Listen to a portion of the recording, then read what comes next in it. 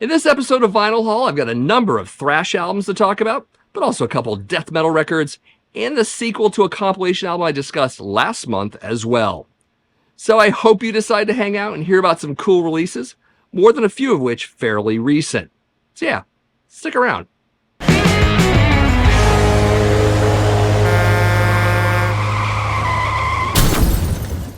First up is the second studio album from Brazilian death thrash band The Troops of Doom.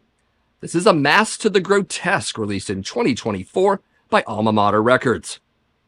So in case you're unfamiliar with the band, it was started in 2020 by the founding guitarist of another Brazilian thrash band you might know, called Sepultura. Of course, I'm talking about Gyro Getz, and of course, Troops of Doom is also the name of a Sepultura song. And there is some of that band in this one. I'm going to go through that in a bit, of course. Anyways, a quick, spooky, and atmospheric intro leads to Chapels of the Unholy with up-tempo thrash riffing and some strong Beneath the Remains era Sepultura vibes right away. Like in many tracks here, the tempo doesn't sit in one place, but varies considerably. In addition to some clear Sepultura influence, I'm also getting Seasons era Slayer in some riffs and the tremolo soloing. In fact, this wouldn't be out of place among the spate of releases during the late 80s, early 90s death thrash era. But I'm also catching some modern touches in some of the more ponderous guitar lines, and Dawn of Mephisto is a good example of that. A lot of that is during more melodic passages in tracks, but always rooted in or soon switching to heavy moments. Some of the speedier parts on the record faintly remind me of Sadist mixed with Sodom. We also get tracks that are sonically separated from each other, giving each its own identity. Even in a single song, you get a decent mix, such as in the final track, Venomous Creed, which shifts through speed, thrash, and even doom metal moments. A couple other items might tie this to the old school a bit for some, including the artwork here, done by Dan Seagrave. And yeah, I know, Dan's been doing covers up to this day for bands, but his style will always be associated with the glory days of classic death metal, no matter who uses his work. So there's that. Also, the album was mixed and mastered at the legendary Morrisound Studios in Tampa, Florida, which also brought us so much of that aforementioned classic death metal, mostly bands from the area such as Obituary, Deicide, and others. So there's clearly some intention from the band to tap into some of that sound and overall era, but I'd argue they do it pretty well, and they changed up enough to mostly avoid the copycat tag. I say mostly because, let's be honest, there is a fair amount of classic Sepultura in this, in both the riffing and even in the vocals. But I'm not complaining at all. This is great stuff. Anyways, vinyl variant on this one is 1 LP, yellow. It is limited to 300 copies. There you are. Also comes with a lyric sheet here, full lyrics, as well as credits and the band members and all of that on the reverse. And we also get a gatefold with a great pic of the band right there for you. Very cool.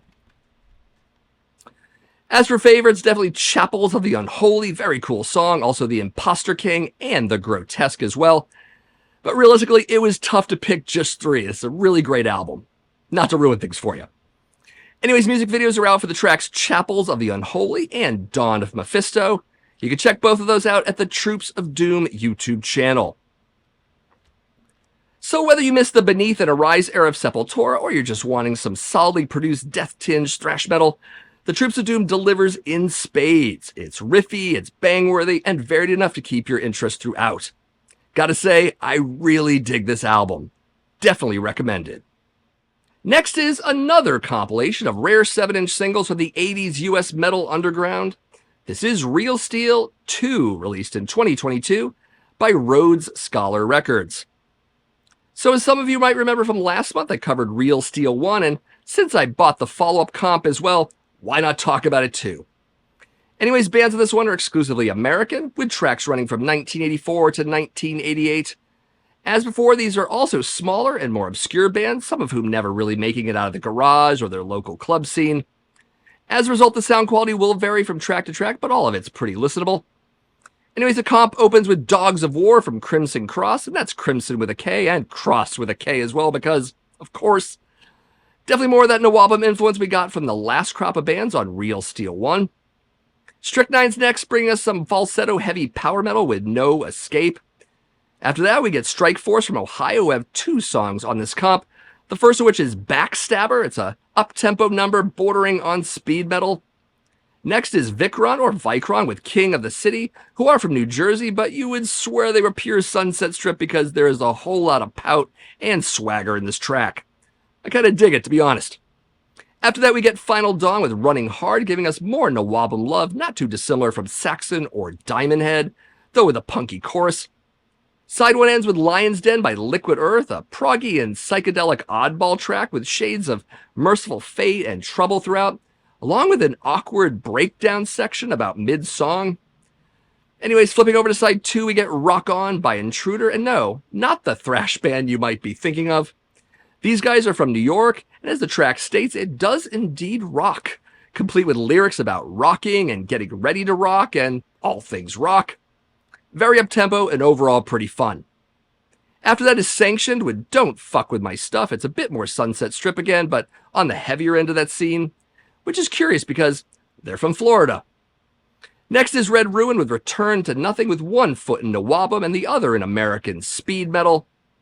After that is the other Strike Force track, Chainsaw Rock and Roll, which actually starts with a chainsaw. Fantastic. A more mid-paced rocker than the last Strike Force song, which gives us strong Keel vibes throughout. Think the first 2 albums. Next is Wicked Sin with Rock and Roll Party Queens. It's a definite glam metal anthem that might bring bands like Pretty Boy Floyd and Roxgang to mind. Not too bad. The comp ends with Rock Revenge by Vengeance, which has a slightly bluesy swagger to it, but still up-tempo and rockin'. Shades of early Great White are certainly here as well. And like the last comp, some of these bands are on Metal Archives if you want to look into them further. In fact, all the bands from the comp, except for Vengeance, are on the site. Go check them out when you have the chance. I mean, why not? Anyways, vinyl variant on this one is 1 LP, classic black. Also love how on side 1, 1 guy's flipping you off, and on side 2, 2 guys are flipping you off. Hilarious. Anyways, as for favorites, definitely Strychnine with No Escape, cool tune. Also Intruder with Rock On, and Strike Force with Chainsaw Rock and Roll. So much heavier comp than its predecessor, even to the point of getting a few speed metal tracks. If you haven't bought either yet, I might suggest getting this one first, see how you dig it, and then maybe pick up the one before this. Next up is the debut studio album from Finnish death metal band Disguised Malignance. This is Entering the Gateways, released in 2023 by Prosthetic Records. So even in the first 60 seconds of the opening track, you know you're getting a very riffy, time-shifting, and mood-swinging album. One moment it's chugging speed, then it's dirgy chords, then it's totally brutal groove. So expect this album to jump around just a bit.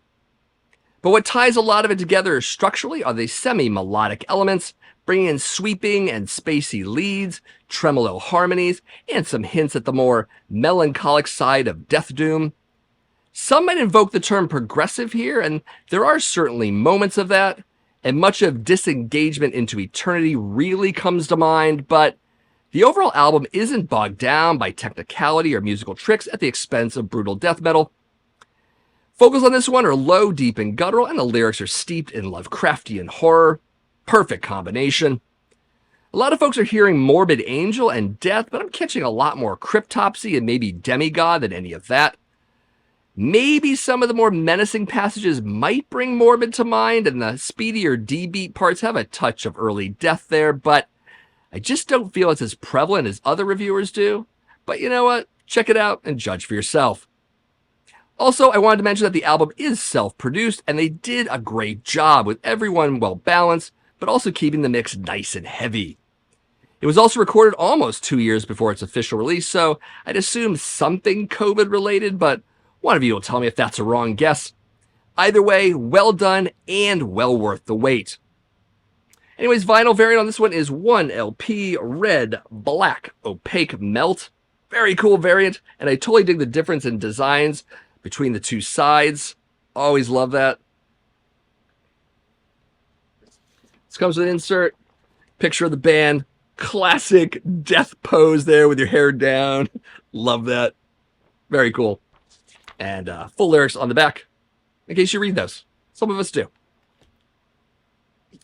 Anyways, favorites on this one include Gates to Nile, Unearthly Extinction's pretty awesome, and Malignant Visions. Music video is available for Confined. You can watch that at the Prosthetic Records YouTube channel. So lots of proficient playing here with a complementary balance of brutality and technicality, bringing in progressive elements that color the record without dominating it. Tons of crushing riffs reminiscent of the old school, but also mixed at times with more modern, catchy hooks and groove. Again, a nice balance and an album that makes me optimistic for a second album from these guys. Check it out. Next is the 5th studio album from American thrash metal band Forbidden. This is Omega Wave, originally released in 2010, but now reissued in 2024 by M Theory Audio. So in case you aren't familiar with this reissue, it was part of the Record Store Day drop for April 2024 as a first release. So not exclusive, meaning you'll likely see this get a wider release in the future, just in case you're looking for it. Anyways, militant drum rolls alongside twin melodic riffing gives off faint and Justice for All vibes, but also a great and dramatic lead-in to Forsaken at the Gates. But I have to say it here, and this is specific to this pressing, why is there a 1-second blank pause between the two tracks? I mean, it's like they pulled it from a very slow CD player that had a hiccup jumping to the next track. It happens on the Apple Music version as well, so maybe it could have been pulled from that digital source. Either way, it's kind of unfortunate. But trying to ignore that, we transfer to rapid beats and some classic thrash riffing, and then the mighty voice of Russ Anderson bursts in with those aggressively melodic epic vocals we came to love back in the late 80s. Not as excited by the megaphone vocal parts in more than one song, which seems more about fitting in with the era than anything else. But some great shared leads between Lo Cicero and then new guitarist Steve Smythe of Nevermore and other bands. They play really well off each other and with each other and really provide some very strong moments on the record. Between this interplay and Anderson's more classic vocal sound, you can hear why some folks called this a comeback album back in 2010. Of course, I qualify that a bit because Russ does play around with his vocal sound a bit on this record. So in addition to his usual style, there are also some other styles occasionally in the mix, including that megaphone effect. Overthrow has some almost Lane Staley moments that take some getting used to. And he also seems to be channeling a little bit of both Staley and Chris Cornell on the track Swine, so that's unexpected. Other tracks indulge in further experimentation, including Dragging the Casket. Overall, some will like the experimentation, some will not. But let me tell you, even at this point in time, Russ Anderson could still hit some serious notes. Anyways, vinyl variant on this one is one blue clear splatter. And since this is a double record, there is a second one. This time it is red.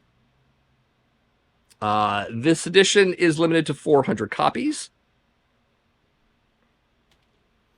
There is also a gatefold with full lyrics and thank you lists, very long thank you lists right there for you. There's also a 4-page booklet here with liner notes from guitarist Craig LeCicero. There's the back. And the liner notes are pretty detailed. If you're interested in reading all of that, you should do it. It's very cool. His favorites on this one are Adapt or Die, Hope-Gnosis, and Immortal Wounds. The last two tracks, Inhuman Race, and especially the title track, are decent as well, but it might be better with a couple of minutes shaved off of each. Just thinking that. Anyways, music video available for the title track, as it has been for the past 12 years. You can find that at the Nuclear Blast Records YouTube channel. So I feel that the thrash purists, even the ones who are all on board with their early power-influenced thrash sound, might balk at the direction this takes for about half the record. When Russ is firmly entrenched in his classic sound, he can do no wrong, but some of these deviations are really hard to get past for me.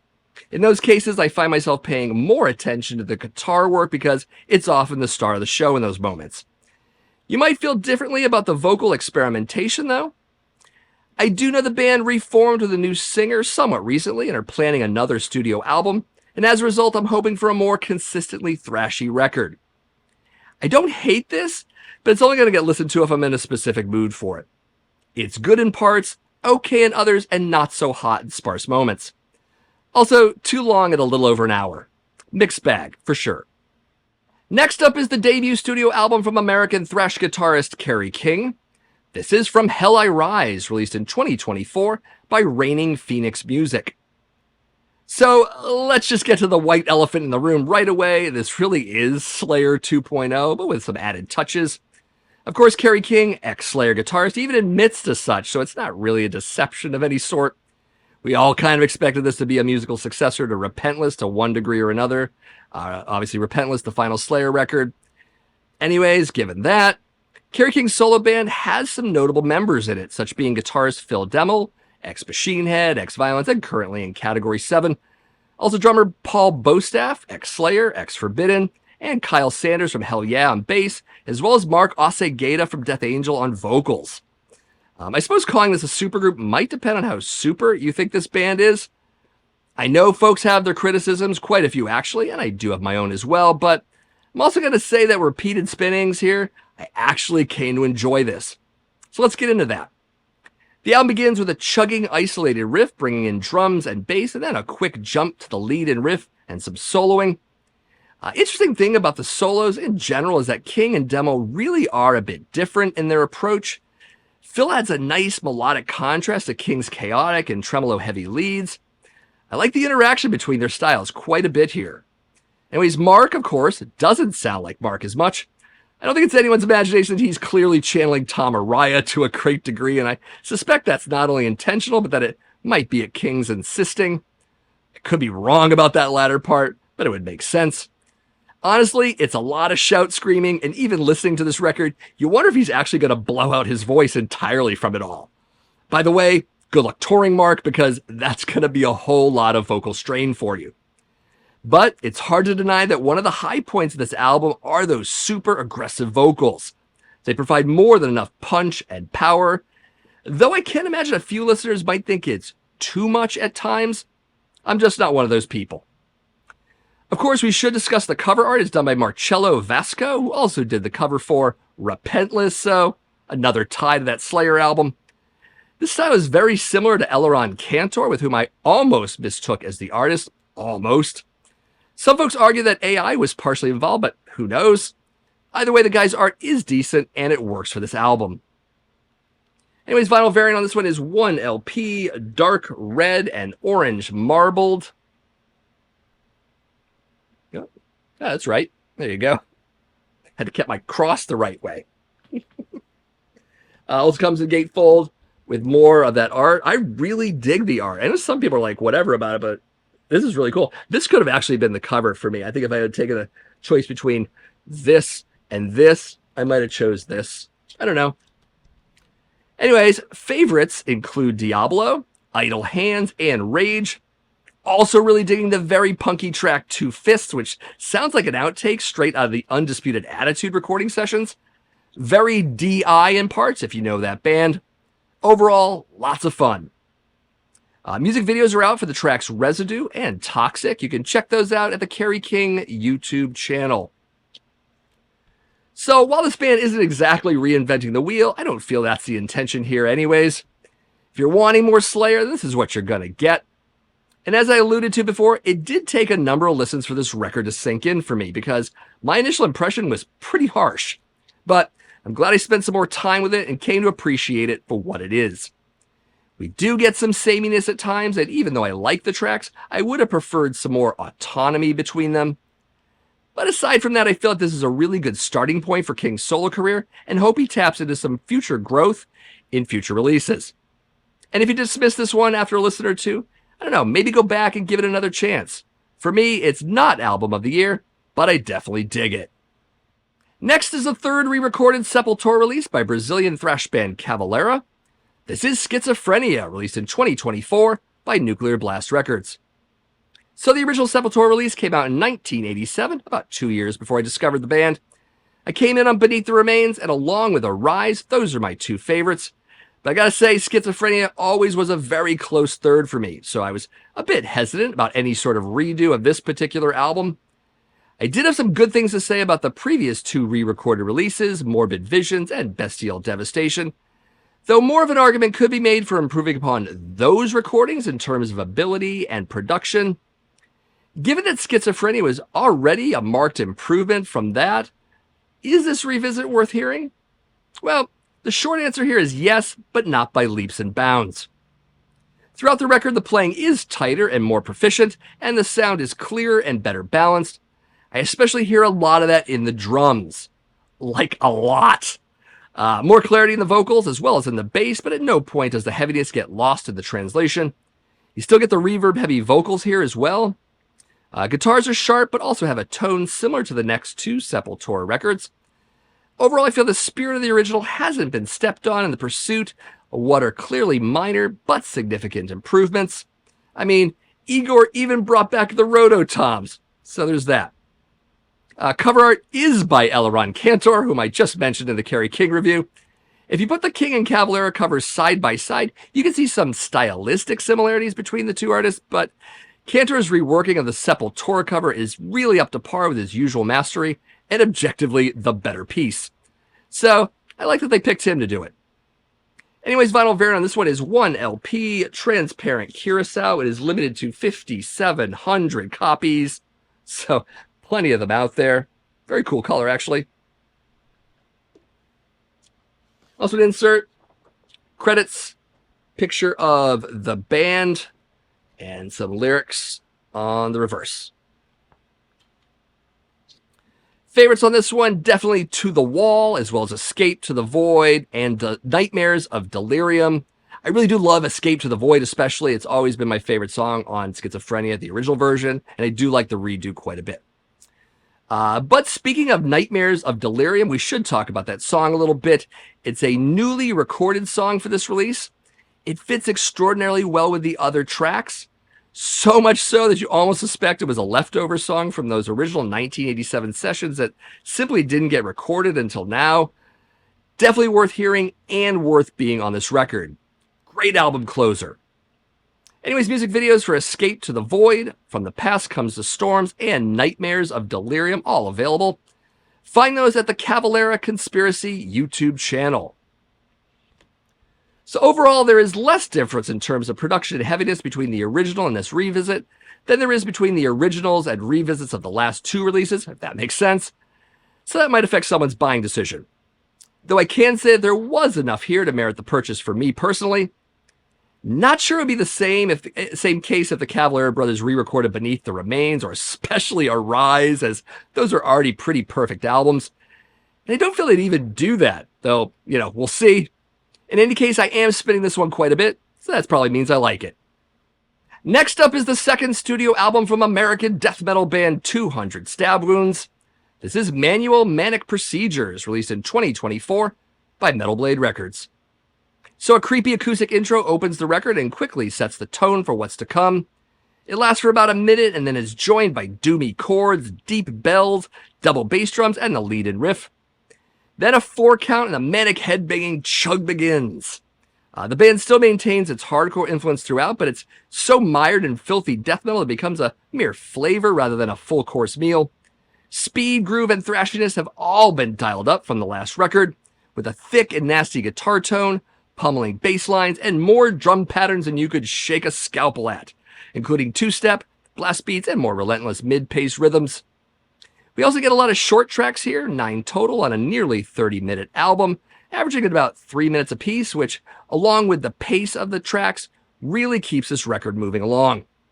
Also, lots of catchy riffs amidst the manic solos, but throughout we get a whole lot of menace, which goes well with the horror-drenched lyrics. They do have a few creepy musical interludes between tracks, but they are brief, and in the case of the band's specific lyrical content and overall aesthetic, they make sense in all cases. Plus, this is one of those examples in which it's good to hear a death metal band stretch out a bit from the predictable and add some color to the mix. In other words, it works.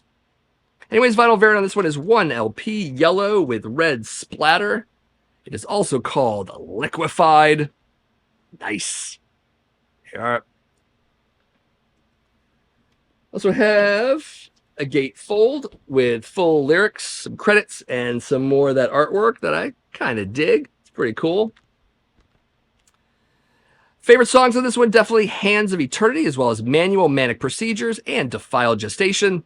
Also, the final track, Parricide, not a Pestilence cover tune, just doesn't let up, and it's a very strong album opener. Music videos are out for Hands of Eternity and Gross Abuse. You can watch both of those at the Metal Blade Records YouTube channel. So, a solid step up from their already stellar debut album. Still some of that Cannibal Corpse meets Dying Fetus influence, but also some deviations from that route that more than suggest that they're aiming for their own identity here, at least to some degree. I've also seen this band live twice now, and I've always looked forward to their shows, so definitely a band that excels in a concert setting as well. If you haven't checked into them, I would highly recommend that you do. So I finally got around to getting some new releases this time, including 2 Sepultura-related records, which was totally not planned at all. Just seemed to work out that way. Definitely excited about the 200 Stab Wounds record and seeing them again on tour when that happens. Speaking of shows, I will be seeing King Diamond, Overkill, and Night Demon up in Montreal in November. You might recall that King Diamond was one of those bands I mentioned in my video on bands I'd never seen live, so I'm pretty psyched about that. If you're at the show, feel free to say hi to me, if you run into me, of course. I'm not Canadian, but I do love the metal scene up there and have been attending shows in Montreal for at least a few decades now, so yeah, say hi and all of that. But before all of that happens, I would definitely like to know what you got for records this time around. Let me know what you got, what you might get, or whatever sounds good on streaming these days for you. Tell me that and anything else that makes sense in the comments below. Always love hearing from you. Of course, if you've never been to my channel before, my name is Matt. This is the Accusation Network, where each and every week I do videos on metal vinyl collecting, but also classic and modern metal in general. If that sounds really awesome, I would love it if you subscribe to my channel. If you haven't subscribed to my channel before, of course, that would make sense. Also, maybe give this video a like and share my videos on social media with all of your friends. Anyways, thank you for watching, and I'll see you in the next video.